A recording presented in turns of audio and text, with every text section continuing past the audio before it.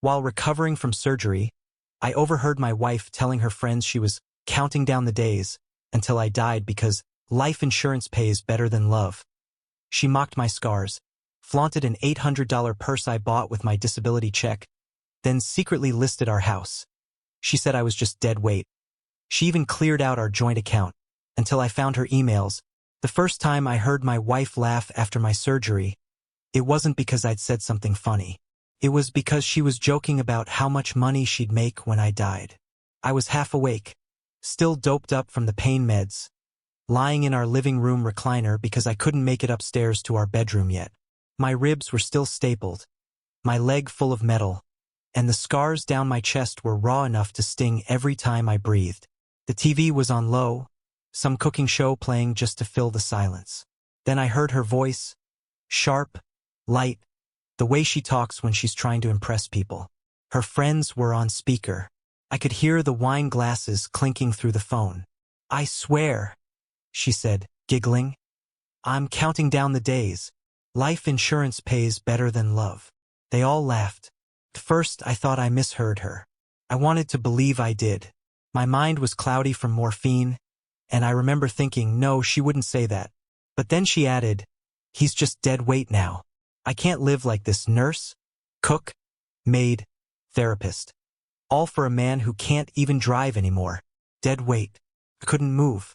I just stared at the ceiling and felt something cold spread through my chest, heavier than the painkillers could numb. A few weeks earlier, I'd been in the hospital recovering from the car accident that nearly killed me. I was lucky to be alive, they said. My wife, Melissa, had played the devoted spouse, posted pictures of herself holding my hand, crying at my bedside, updating everyone about her husband's brave recovery. The same woman who now called me dead weight. That night, I pretended to sleep when she came into the room. She didn't even look at me, just checked her phone, took a picture of the expensive purse I'd bought her before the surgery, and posted it to Instagram. I caught a glimpse of the caption, "Treat yourself. You deserve it. Hashtag self-care, hashtag strong women." That purse had cost $800. Money from my disability check. I remember the guilt I felt spending it, but she said she needed something to lift her mood after the trauma. I wanted to be a good husband. I didn't realize I was paying her to celebrate my slow death. A few days later, when I could finally move around a bit, I noticed small things missing. The watch my father left me, a few pieces of jewelry she used to borrow, even the spare key to my truck. Then came the bank alert. Our joint account had been wiped clean, every cent gone. When I confronted her, she said she was handling bills, but I could see the smirk behind her concern. That night, while she was asleep, I got her laptop. My hands were still shaky, my chest burning with every breath, but I needed to see where our money had gone. That's when I found the listing. Our house, our home, listed online. Her name only. She'd even used the phrase motivated seller. I felt my heart pounding so hard I thought the stitches might tear open again. My wife was planning her life without me, literally selling the ground beneath my feet. And then I opened her email. There were messages, flirty ones, with someone named C. Someone who called her baby. Someone who said, "Once it's done, we can start fresh." The last message she sent before I found it read, "I'll have the money soon. The policy clears faster if he goes naturally." That was when the morphine wore off completely. Because in that moment, I realized Melissa wasn't just waiting for me to die. She was counting on it. And maybe, just maybe, she was helping things along. I needed proof. I needed to know how far she'd already gone. But the hardest part wasn't what she'd done. It was pretending not to know. Because if she suspected I'd found out, I was sure she'd stop waiting and start acting. So I smiled at her the next morning, kissed her forehead, let her feed me my meds, and started my own countdown to the day I'd take everything back. Before everything went to hell, before the accident, before I heard her say those words that rewired my soul, Melissa was the center of my world. We met at a 4th of July barbecue in 2013, in a friend's backyard in Knoxville, Tennessee. She was loud, funny, the kind of woman who could make a room feel like it revolved around her. I was quieter, more of a listener, but she said that's what she liked. Said I made her feel seen. I believed her. She worked as a dental hygienist. I was a mechanic. I didn't make a fortune, but I worked hard, owned my own shop, and had a small house I'd inherited from my parents. Melissa called me steady. Said I made her feel safe. We married 2 years later. Nothing fancy, just a small ceremony at a lakeside park with a few friends. For the first few years, she really was good to me. She'd bring me lunch at work, talk about our future, how she wanted to save for a better house, maybe kids one day. But around our 5th year, something shifted. It started when she got promoted at the dental office. She started dressing different, nicer clothes, more makeup, longer nails. She started spending a lot more time on Instagram, posting pictures of herself with captions like, "Manifest your dream life," and "Independent women build their own empires." At first, I was proud of her confidence. Then I started noticing she wasn't tagging me anymore. She'd go out with her work girls on Fridays and come home smelling like cologne that wasn't mine. I'd ask and she'd roll her eyes. "Don't be insecure, Greg. You're acting like an old man." I tried to be understanding. I thought maybe I was just tired, overthinking things. Then came the accident. It was a rainy night in late February. I was driving home from a late job at the shop when a truck ran a red light. I never even saw it coming. Next thing I knew, I was waking up in the hospital with tubes in my chest and metal rods in my leg. Melissa cried the first time she saw me. I remember thinking I didn't deserve her. I told her I was sorry. For everything. For the bills, the stress, for being broken. She just hugged me and said, "Don't be stupid, baby. I'll take care of you." And she did at first. She took time off work, brought me meals, posted loving updates on Facebook. "He's my warrior. My heart. We'll get through this together." People commented about what an amazing wife she was. She soaked it up. But the care turned into complaining. She'd sigh when I asked for help to the bathroom. She started sleeping in the guest room, saying my breathing kept her awake. She called me Mr. Hospital Bed. Once when she was on the phone, thinking I couldn't hear her. Then she started making little jokes about my scars. Once, when I was shirtless and trying to change dressings, she said, "Guess I'll have to get used to the Frankenstein look." She laughed. I didn't. By the time I was strong enough to get out of bed, I could feel it. Something in her had already left. She was colder, sharper, and constantly glued to her phone. She started spending more money too. Designer shoes, spa trips, new purses. She said she needed to feel human again. I tried to argue once, but she snapped, "I've been stuck taking care of a half-dead husband for months. Let me have something nice." That shut me up. I didn't realize then that she wasn't coping. She was planning. Looking back, I think she was already talking to someone. Someone who made her feel alive again. Someone who didn't remind her of hospital smells and medical bills. She probably told him how tragic her life was, how her husband was barely hanging on, how she felt trapped. I can almost hear her saying it in that soft, manipulative voice she used when she wanted pity. And that's how it started. The slow betrayal that hid behind perfect Instagram posts. But the real tipping point came a month after I came home. That was when she convinced me to sign some insurance updates. Said the hospital bills made her realize we needed peace of mind. I didn't question it. She said she'd handle the paperwork. She always did. Turns out, the peace of mind was a $500,000 life insurance policy, with her as the sole beneficiary. She'd done it all before the surgery scars had even healed. I only realized later that the timing wasn't coincidence. She wasn't waiting for me to get better. She was waiting for me to die in a way that looked like an accident. And when I saw her emails, the ones that mentioned "once it's done," I understood something I never wanted to believe. The woman who once kissed my forehead and told me I was her whole world was planning my exit from it.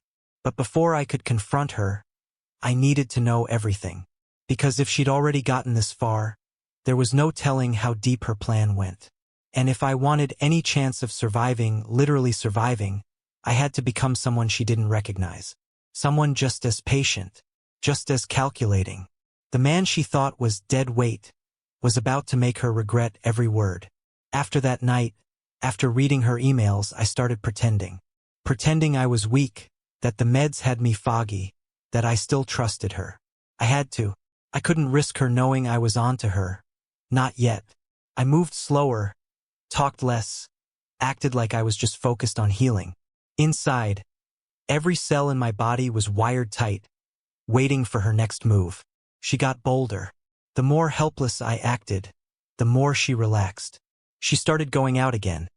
Said she needed fresh air or mental breaks. Sometimes she'd be gone for hours, leaving me alone with the TV and my thoughts. Other times, she'd make a big show of being the dutiful wife in front of neighbors or friends. She had this fake warmth she could turn on and off like a switch. I used to think it was charming. Now it made my skin crawl. The emails haunted me. She and C talked in short, coded sentences, but I pieced enough together to know what they meant. They were planning to meet soon. Once everything was squared away, the tone was flirty, but there was something darker under it.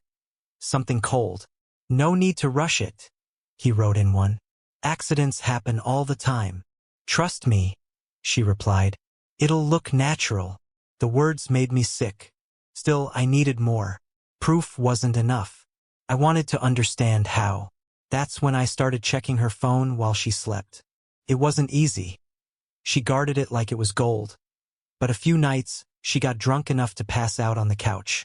I used those windows to dig. Her text thread with C was labeled, Claire, work, smart. But the messages weren't from a woman. They were from someone named Caleb, and he wasn't from her office. He was a paramedic, and I remembered him. He was one of the guys who'd been at the scene of my accident. Melissa had talked about how kind he was, how he checked in to see how I was doing. I'd even thanked him once in person when he stopped by the house a few weeks later to drop off a card from the hospital staff. Now I realized he hadn't come by for me. He'd come for her. The texts got more explicit after that first visit. She called him her rock. He called her baby girl. There were pictures too, nothing full on, but enough to make me feel like my insides were made of glass. Worse, one of the messages from her read, he takes those pain pills like candy. I could probably give him one extra a day and he'd never notice. My stomach turned. Was that why I'd been so foggy lately? Why my dosage didn't seem to match what the doctor prescribed? That night, I waited until she was asleep, then checked my prescription bottles. 2 were off by at least a dozen pills. That's when it hit me. She might have already started trying to kill me. Not fast, not obvious, just a slow decline. Something she could call a bad reaction, or heart failure, or complications from the surgery. The kind of thing no one would question. I stopped taking the pills the next morning, flushed the rest down the toilet. Then I called my friend, Alan, a guy I'd worked with for years at the shop. Told him I needed his help but not to ask why. He didn't push, just said, whatever you need, man.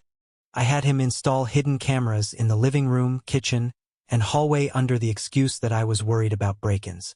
Melissa barely noticed. She thought it was part of my paranoid recovery phase. Within a week, I had hours of footage. At first, nothing major, just her scrolling on her phone, drinking wine, watching shows. Then one afternoon, when she thought I was asleep, she walked to the kitchen, opened my pill organizer, and dumped out the afternoon dose. Then she refilled it with pills from another bottle. I zoomed in on the footage. The label was faint, but clear enough. Oxycodone, 20 milligrams, twice the strength of what my doctor had prescribed. She was dosing me higher on purpose. I kept my breathing steady the next time she brought me my meds. I acted grateful, told her she was my angel.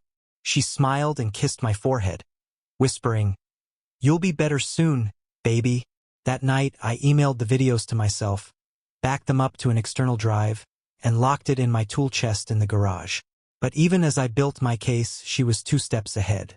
She started talking about fresh starts, about maybe selling the house to downsize. She said the upkeep was too much for both of us. But I knew what she meant. She meant me. Then one afternoon, I overheard her on the phone again. This time not even trying to whisper. "He's getting worse," she said. "Barely eats. I think the stress is finally catching up. A pause. Then, yeah, I checked the policy. Once it clears, we're set. I can finally breathe. That word, we. She was already picturing her life with him. My death was her fresh start. And I realized something. If I didn't move soon, if I didn't find a way to expose her before she made her next move, she might not wait for the slow route. The pills weren't the only way she could finish me. The brakes on my truck were still acting up. The same ones she'd volunteered to help get fixed. And the house she'd quietly listed had a showing scheduled for the end of the month. One I wasn't supposed to know about. She was rearranging her world. One where I didn't exist. But she'd made one mistake. She thought I was too broken to fight back. And I was about to show her just how alive I still was. It happened on a Wednesday night, about 2 weeks after I stopped taking the pills. I'd been acting weaker than ever. Limping more, sleeping longer, pretending to be confused or dizzy. I wanted her comfortable. I wanted her to think the drugs were working. By then, I had everything backed up, the footage, the texts I'd screenshot, the bank statements. But proof was just numbers and images. I needed something undeniable, something that would put her exactly where she belonged. The house was quiet except for the rain tapping the windows. Melissa was in the kitchen pouring wine, humming along to a playlist she always put on when she felt good about herself. I was in the recliner, pretending to doze. I heard her heels click down the hallway toward me. "Time for your meds, babe," she said softly. I opened my eyes halfway and forced a smile. She handed me the little cup, 2 pills inside. I held them in my mouth like always, pretended to swallow, and took a sip of water. When she turned away, I tucked them under my tongue and spit them into a napkin. Her phone buzzed on the counter. I glanced at it. The name Caleb flashed across the screen. She grabbed it fast, but not fast enough for me to miss the message. "You ready? I'll be there soon." Something in my gut went cold. She smiled at me. "You should rest. You look tired." I nodded, but my hands were shaking under the blanket. The cameras were rolling. About half an hour later, I heard her unlock the back door. The rain had gotten heavier, and thunder shook the house. She whispered, "Come in quick." Caleb. He was taller than I remembered, wearing a hoodie and ball cap, water dripping off him. He smelled like smoke and aftershave. They kissed in the kitchen like they were in a bad movie. Fast and hungry, no hesitation. Then she said the words that still echo in my head. "It'll be over tonight." I sat there in the dark, heartbeat pounding so loud I thought they'd hear it. He asked, "How you gonna do it?" "Same as before," she whispered. "He'll take his pills, fall asleep. He's weaker now. I'll wait a few hours, then call 911. Say I found him unresponsive. They'll never question it. Doctor said he was declining anyway." He nodded. "Once you have the check, we'll get the hell out of here." Then, laughing, he said, "You're cold, woman." And she answered, "Only with people who deserve it." I knew I had everything I needed, but I couldn't move, not yet. I needed them to do something. I needed that final piece that would nail them both. She poured him a drink, leaned close, said, "Let's wait a bit. He'll be out soon." They went upstairs. I heard the floor creak, heard the faint thud of a bed frame. It took every ounce of self-control not to stand up, grab my crutches, and go swinging. But rage doesn't win in situations like that. Patience does. While they were upstairs, I limped to the kitchen and swapped out the pills in my cup with vitamins. Then I hid behind the doorway and started recording on my phone, just in case. A few minutes later, I heard her footsteps again. She came downstairs, adjusting her robe. Her face looked relaxed, almost happy. She picked up the cup, walked over to me and said, "Here, baby. Doctor said you should take another before bed." I acted drowsy, nodded, "Okay." She watched me swallow them, waited a few seconds, then leaned in and kissed my forehead. "Love you," she said. I wanted to scream. Instead, I whispered, "Love you too." Then she went back upstairs. I waited until the clock hit midnight, until the sound of thunder covered my movement, then got up and made my call to Alan. Told him, "Come now. Bring the cops." 15 minutes later, Headlights cut across the wet driveway. I stayed put in the recliner, pretending to be asleep when I heard the knock. Melissa came down the stairs, panic in her voice. "Who the hell is that?" When she opened the door and saw the officers, her face drained of color. They walked in, flashlights sweeping. Alan followed, holding the external drive. "Got it all right here," he told them. Her eyes flicked to me. I sat up, steady this time, no weakness left in my voice. "They've been watching you," I said. "Every pill, every call, every word." She stammered. What are you talking about?" One officer said calmly, "Ma'am, we'd like to ask you a few questions about your husband's medication." Caleb came halfway down the stairs, froze when he saw the uniforms. One cop turned his light on him. "You Caleb Morris?" He didn't answer. He ran. It didn't last long. 2 officers tackled him on the porch. Inside, Melissa kept repeating, "It's not what it looks like." But it was exactly what it looked like. They took them both in that night. The footage showed everything, the pill swap, the planning, even the affair. But that wasn't the only thing the cops found.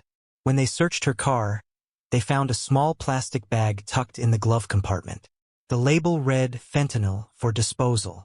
Not something she'd ever had a prescription for.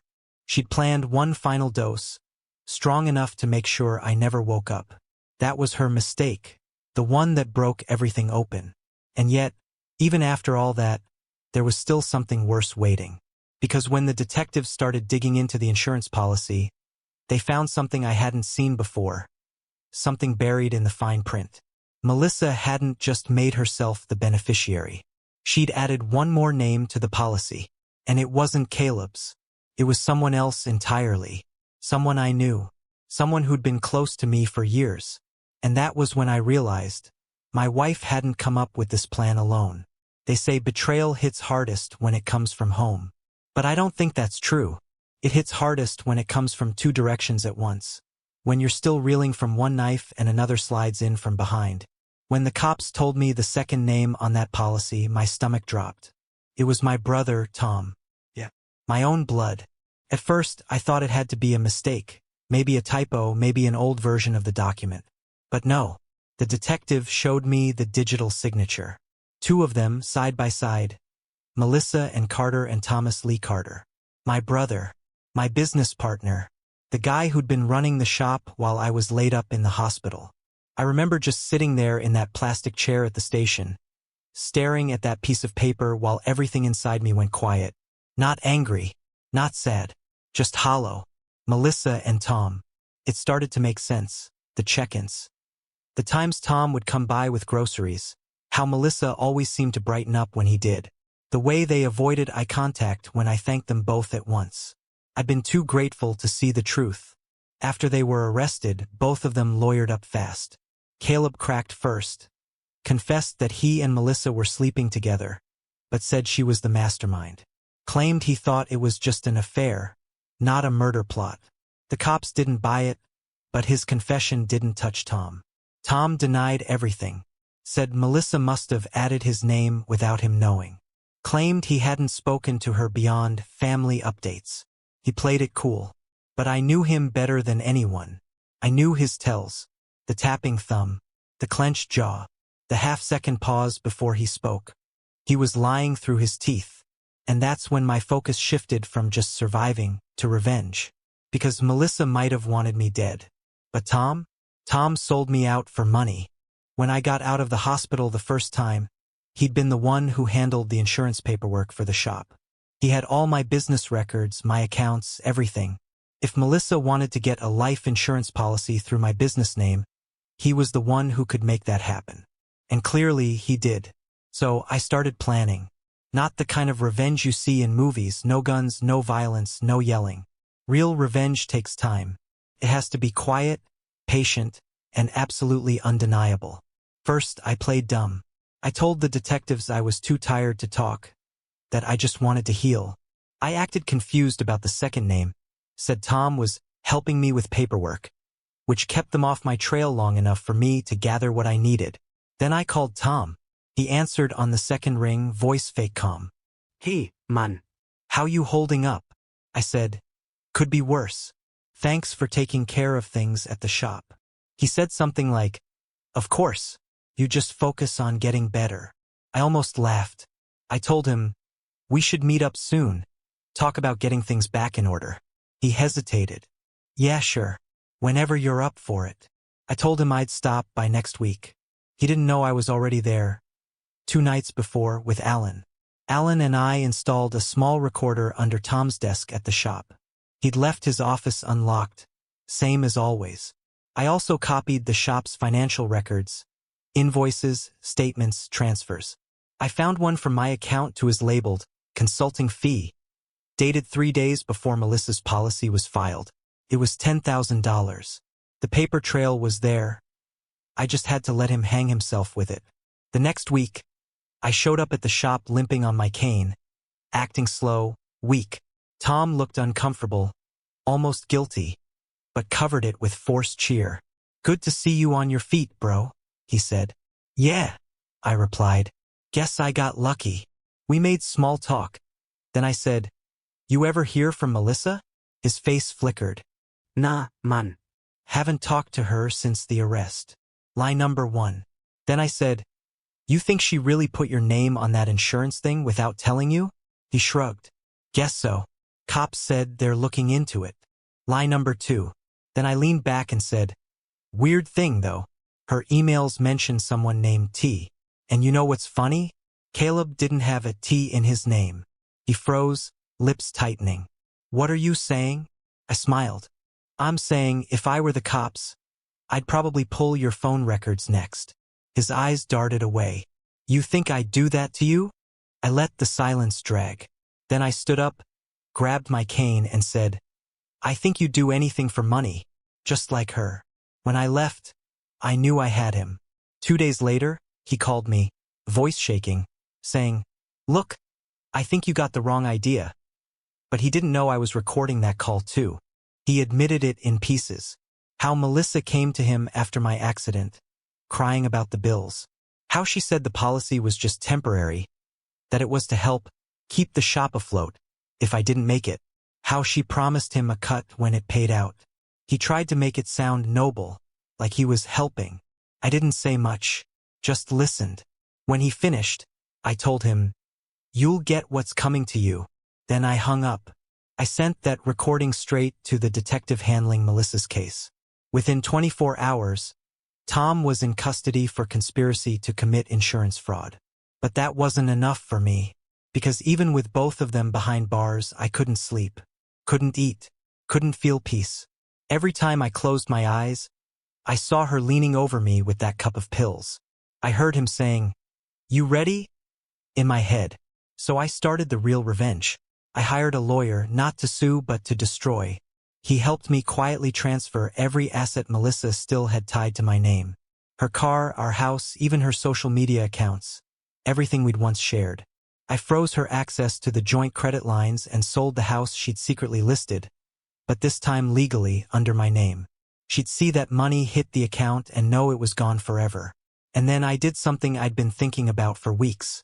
I called the hospital board where she used to work and gave them the recordings, the police report, and proof that she'd been stealing prescription drugs from my home. She lost her dental license before she ever saw trial. Her life, the one she tried to rebuild on my grave, collapsed piece by piece. But I wasn't done yet, because there was one more truth I hadn't uncovered. One more thing about why she wanted me gone so badly. Something she'd said once, right before the accident, that didn't make sense until now. "Sometimes," she told me, "you just have to cut ties with your past if you ever want to start living." I thought she meant moving forward from my injuries. But now I wondered if the accident itself, the truck that hit me, wasn't just bad luck. And when I found the photo on her phone backup, the one she must have forgotten to delete, I knew I was right. It was Caleb's truck, and it had been parked 2 blocks from my shop the night I almost died. I didn't want to believe it. I stared at that photo until my hands shook. It was a simple image. A pickup truck parked under a streetlight, rain on the windshield, time-stamped the night of my accident. But what froze me wasn't the truck itself.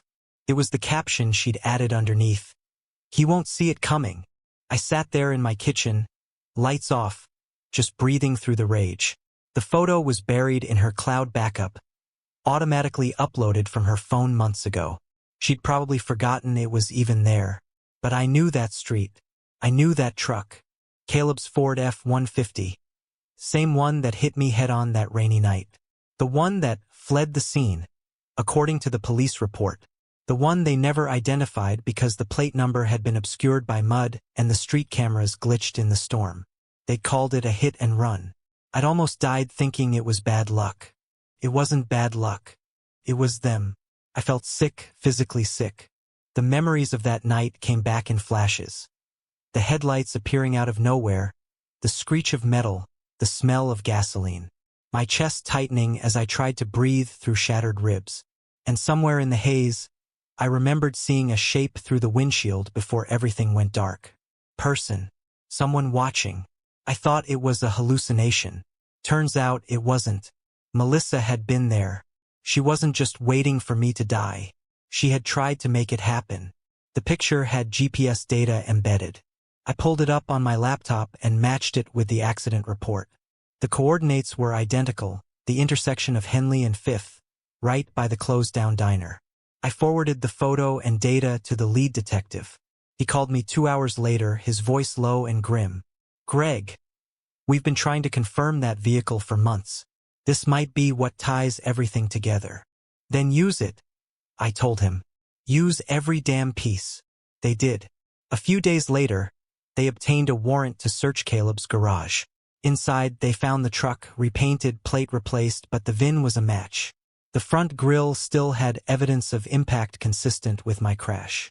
They also found phone logs, dozens of deleted messages between him and Melissa from the week before the accident. The detectives recovered them. "He leaves around 10 usually. I'll text you when he's on the road. Make sure it doesn't look intentional. Trust me, babe. You'll be free soon." That line. You'll be free soon. It wasn't just insurance fraud anymore. It was attempted murder. When they confronted Melissa in jail with the evidence, she broke. Not into tears, into rage. Screaming that it was all Caleb's idea. That he went too far. That she just wanted a way out. But then she said something that chilled everyone in that room. Something caught on the interrogation recording the detective later let me hear. He was supposed to hit him hard enough to put him in a coma, not kill him. We needed him alive for the paperwork. I remember stopping the playback there, staring at the detective. "Say that again." He nodded grimly. "She said she didn't want you dead right away. Just disabled enough to justify the payout." I couldn't even process that. My own wife had planned to cripple me, to turn me into the broken man she could pity publicly and profit from privately. And when I didn't die, she pivoted. She decided to finish what she started. That's the moment the full picture came into focus. The pills, the life insurance, the house listing, Tom's involvement. It was all one long setup, months in the making. I wasn't supposed to survive that crash. But since I did, she and Caleb had improvised. They had almost pulled it off. The DA added new charges: attempted murder, insurance fraud, and conspiracy. The evidence from her cloud backup sealed it. But even then, part of me wanted to face her one last time, to look her in the eye and see what kind of monster I'd lived beside for nearly a decade. I got my chance at the preliminary hearing. She walked in wearing the county jumpsuit, hair tied back, face pale. The room went silent when she saw me. Alive, standing, cane in hand but steady. Her jaw tightened. Her eyes filled with something between fury and disbelief. She mouthed, "You ruined everything." I just stared at her. No words, no emotion left. Because by then, I'd already decided her punishment wouldn't stop at a prison sentence. Prison would take her body, but I was going to take her legacy. Melissa had built her whole image around being the perfect, strong woman, the one people envied. Online followers, supporters, that brand of self-made survivor she loved to flaunt. And I was going to make sure everyone knew the truth. Alan helped me. We gathered every photo, every message, every fake inspirational post, and matched it with court documents. The local paper picked it up first. Knoxville woman charged in attempted murder of husband for insurance money. Within days, it was everywhere. Her name was smeared across the news, her face on every headline. The woman who used to care more about likes than love was now trending for all the wrong reasons. But even that wasn't the end. Because a week later, my lawyer got a letter. It was from Tom, mailed from county jail. He wanted to make amends. He said there was something I didn't know. Something Melissa had never told anyone. At first, I almost threw it away. I didn't want to read another word from any of them. But curiosity wins over pain sometimes. So I opened it. And what I read made me realize that Melissa's reason for doing all of this wasn't just greed. It was something darker. Something that went all the way back to before we ever met. Tom's letter came on yellow-lined paper, folded 3 times. His handwriting was messy, the same way it had always been when he tried to explain himself after screwing up his kids. I remember staring at his name on the envelope for a while before I even opened it. When I finally did, the first line hit like a gut punch. Greg, before you judge me more than you already do, you need to understand. This wasn't just about the money. I almost stopped reading right there. What else could it have been about? But I kept going because I had to. He wrote about the months before the accident, about how Melissa had started showing up at the shop while I was working late, saying she didn't feel safe at home alone. He said she'd talk about how distant I'd been, how I didn't look at her the same anymore, how she felt unloved. Then he wrote something that made my pulse stop cold. At first, it was harmless. She just wanted someone to talk to, but it got complicated fast. And I didn't stop it. He didn't have to spell it out. I knew what he meant. My wife and my brother had been sleeping together before the accident. The comfort, the check-ins, the late-night calls, they hadn't been about my health. They were covering their tracks. He went on. She told me you had a backup account. Said if you died, I'd get a small payout from the business and she'd handle the rest. She made it sound like a way to take care of both of us. She said you had money you weren't telling anyone about, that you were keeping everything in your name to control her. But that wasn't what this really was. She wanted you gone because she couldn't stand you being the one everyone loved. That line, the one everyone loved, made something ugly twist inside me. I never thought of myself that way, but now I realized how deep her resentment went. Melissa didn't marry me for love. She married me for image, for stability. I'd been the guy who owned the business, who was responsible, who everyone at church called a solid man. I gave her the life she wanted, steady, clean, respectable. But to her, that life started to feel like a cage. She wanted admiration, attention, glamour. She wanted to be envied. And the moment she realized she could use my stability to fund her freedom, she started planning. Tom's letter went darker from there. After you got hurt, she told me the accident was a sign, that God or fate or whatever was giving her a way out. She said, "This is how it's supposed to go. It's already in motion. We just have to finish it." He said he thought she was just broken, desperate. He said he didn't realize how far she'd go until she started talking about making sure the policy paid out. She said it wasn't murder if the person was already dying. That line made me feel sick. I knew Melissa could be selfish. I knew she could be cold. But hearing her justify killing me like she was doing me a favor, it rewired something in me. Tom said she'd started seeing Caleb not long after. At first, he thought it was just a fling. Then one night, she called Tom crying, saying she was done pretending, that she couldn't handle the lies. She told me she was pregnant. I stopped breathing. He went on. She said it wasn't yours. It wasn't mine either. It was his, Caleb's. But she said she couldn't have it. She said she'd lose everything if anyone found out. That's when she really changed. That's when she started talking about ending things, about getting what she was owed. She'd gotten pregnant by her accomplice, the guy she later used to try and kill me, and she'd lost the baby, on purpose apparently, because it didn't fit the image she wanted to keep. Tom ended the letter like this. "I know you'll never forgive me. I don't deserve it. I just needed you to know why she did it. She didn't want your money, not really. She wanted your life, your reputation, your clean slate, Everything she thought she'd never have because she was born poor, unwanted, and used. She hated that you could wake up every morning without needing the world to look at you. He was right. That was her sickness. She couldn't stand the quiet kind of love I gave her. The kind that wasn't performative, wasn't about attention. She needed an audience. She needed a stage. When the world stopped clapping, she tore down the man standing beside her just to hear the noise again. I folded the letter and sat with it for a long time. No tears. No shouting. Just that deep, empty quiet that comes when the last piece finally clicks into place. She hadn't wanted me gone because she hated me. She'd wanted me gone because she hated herself. And I was the mirror she couldn't stand to look into anymore. And knowing that didn't make it better. It made it worse. Because it meant there was never a version of this story where love could have saved her. She was always going to choose destruction. I didn't tell the detectives about the letter. It wouldn't help the case. It was my closure and mine alone. But I did one last thing before I burned it. I scanned it, saved it under a new folder with one word as the title, Truth. Then I printed one copy and mailed it to her lawyer. Let her know that I knew, that even her secrets couldn't die quietly, and that her story wasn't just over. It was exposed. The judge read the sentence like it was the end of a book we'd both already read, cold, formal, and final. Melissa got 10 years for attempted murder and conspiracy. Caleb got 8. Tom got 6 for fraud and conspiracy. The DA tacked on obstruction when the recordings proved he'd helped move money around to cover his tracks.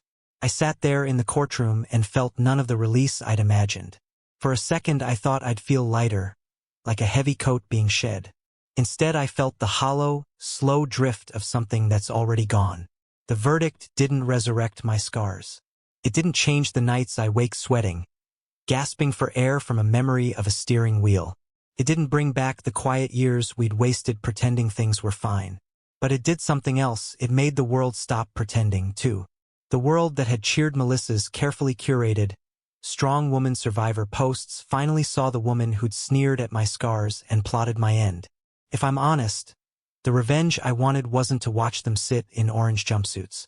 It was to take away the things that mattered to her, the social currency she'd traded her humanity for.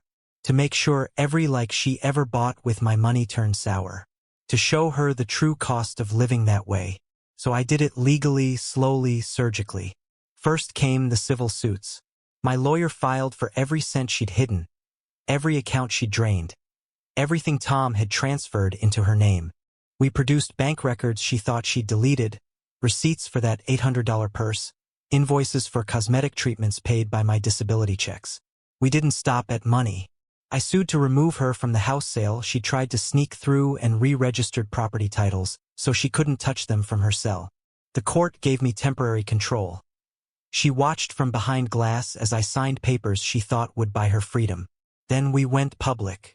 I didn't want a pissing match on social media, but I wanted the truth out where her manufactured brand couldn't survive. I met with a local reporter and handed over everything. Emails, photos, the interrogation tapes where she calmly explained how she needed me out of the way. They ran a long piece.